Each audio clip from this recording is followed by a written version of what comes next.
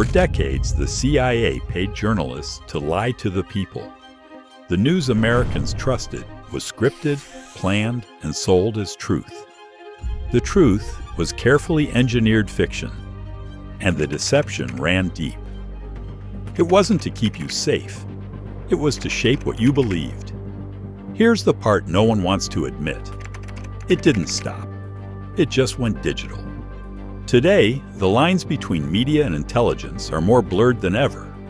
And it all started with a little-known program called Operation Mockingbird. This is the story of the greatest media manipulation in American history. Television news in the U.S. first began to take shape in the late 1940s, shortly after World War II. Back then, the news felt sacred.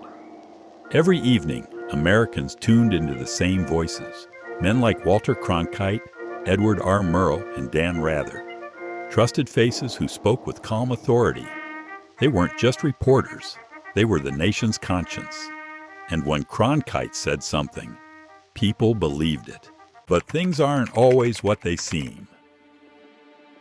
Beginning in the 1950s, the Central Intelligence Agency, CIA, started recruiting students, artists, and journalists to influence the attitudes and opinions of average citizens by controlling what ideas, events, and perspectives they were exposed to in news and entertainment. Millions of dollars were paid to individuals and organizations that agreed to help the CIA in their mission to control the way Americans thought about the world around them. Sometimes the stories promoted were entirely false. Fabrications conjured up in a dim corner of an office at CIA headquarters in Langley, Virginia. Other times the story was true, but the spin put on it, the way it was presented, pushed the person reading or listening to see the story from a very specific perspective and come to a very specific conclusion. The conclusion the government had decided best served their purposes. Designed under the guise of protecting American interests from the threat of communism, Operation Mockingbird turned the propaganda-making might of the U.S. intelligence community inward, focusing it not on enemies abroad, but instead on domestic targets, average Americans. The masterminds of Mockingbird were Frank Wisner and Allen W. Dulles, the first civilian director of the CIA. They recruited well-known and trusted American journalists into a news and media-controlling civilian army. Additionally, the CIA funded student groups from college campuses, cultural organizations, magazine editors, and even artists to unofficially work for them in their efforts to manipulate and control the clueless populace. In February 1967, the New York Times published an article claiming to have proof of the CIA making payments to some student organizations. A few other articles were published, but they were mostly ignored. In 1973, the Washington Star published a report that more than 30 American journalists were being paid by the CIA. The CIA refused to disclose their names, claiming that to do so would endanger the writers' and reporters' lives. This led many to wonder why, if they weren't actually working for the CIA, it could be dangerous for their names to be known. Finally, Congress took notice, and a series of congressional investigations followed. The Senate organized the Church Committee, charged with investigating the CIA, FBI, IRS, and NSA for any domestic government operations and potential abuses. For all the morally and ethically questionable things the CIA and other intelligence agencies did and do, it was still against the law for them to operate against citizens of the United States within the country. Senator Frank Church and his colleagues wrote, "In examining the CIA's past and present use of the U.S. media, the committee finds two reasons for concern. The first is the potential inherent in covert media operations for manipulating or incidentally misleading the American public. The second is the damage to the credibility and independence of a free press which may be caused by covert relationships with the U.S. journalists and media organizations." Meanwhile, the CIA continued to promise Congress and the American people that they would never do anything that would risk influencing domestic public opinion. either directly or indirectly. They claimed they had a standing policy specifically prohibiting the placement of propaganda in the American media. They didn't mention their standing policy of ignoring their own policies. By 1975, the story began to unravel, and the CIA admitted to Congress that they had, for decades, been actively manipulating the American people by using the mainstream media to redirect the thoughts and opinions of American citizens. They acknowledged that they worked with journalists and other media personalities to distort truth in order to fit specific agendas. There were no big announcements made to the American public. Most people never even knew that their government had been purposely and actively manipulating them through radio, television, and entertainment for most of their lives. It wasn't until a Rolling Stone article in 1977 that news of the CIA's misdeeds went mainstream. Carl Bernstein's investigative work titled "The CIA and the Media" charged that the CIA has secretly bankrolled numerous foreign press services, periodicals, and newspapers, both in English and foreign language, which provided excellent cover for CIA operatives. He found that journalists not only wrote the stories the CIA asked them to and presented them to Americans as fact, but they often had very close relationships with intelligence officers.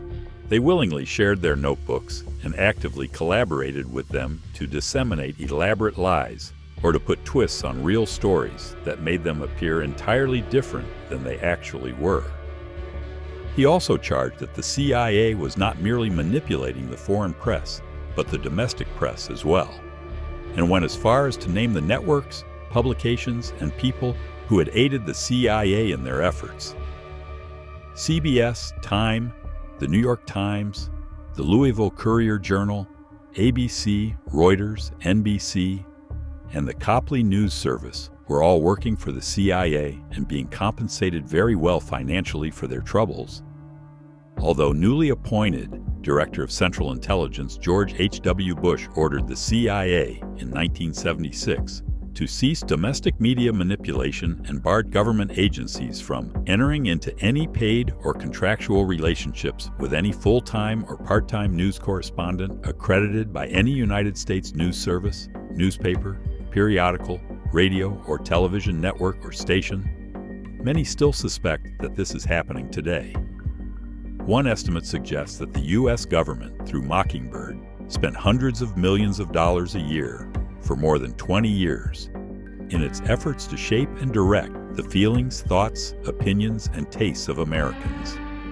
They were, for the most part, successful in accomplishing their goals.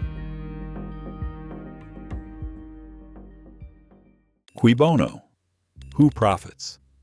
Throughout the world, there are totalitarian governments that strictly limit and control the ability of their people to access news and information.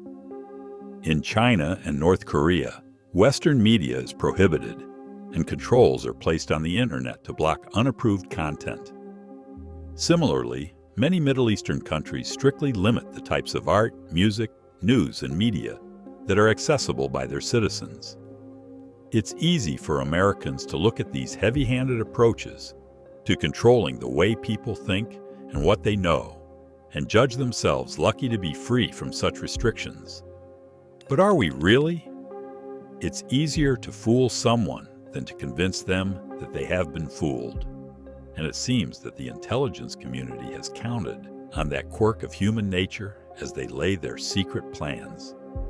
Why use heavy-handed force to ensure your citizenry only sees the world you've approved for them, risking rebellion or regime change amid charges of being anti-democratic, if you can instead convince them that they are free while controlling what they see, hear, and believe? Are people any more free if they willingly place the shackles on their own feet and hand the key to their jailer than if the jailer does the shackling? Mockingbird shaped the way an entire generation of people grew up to see themselves, their country, and the world around them. No source of information was left unmanipulated. Yet most of those people still don't know that their worldviews were carefully crafted by men and women who went to great lengths to make them believe they were free-thinking rebels, while controlling their most formative experiences. The people who were manipulated by Mockingbird went on to assume roles in government, business, media, art, and entertainment, where they willingly and ignorantly became mouthpieces for government propaganda. The CIA no longer needed to spend billions of dollars to manipulate Americans. They had created an army of civilian operatives through their earlier efforts, and now all they had to do was keep feeding them the official story, whatever they decided that story should be, and resting comfortably in the knowledge that their truth would fill the airwaves, art galleries, history books, and newspapers.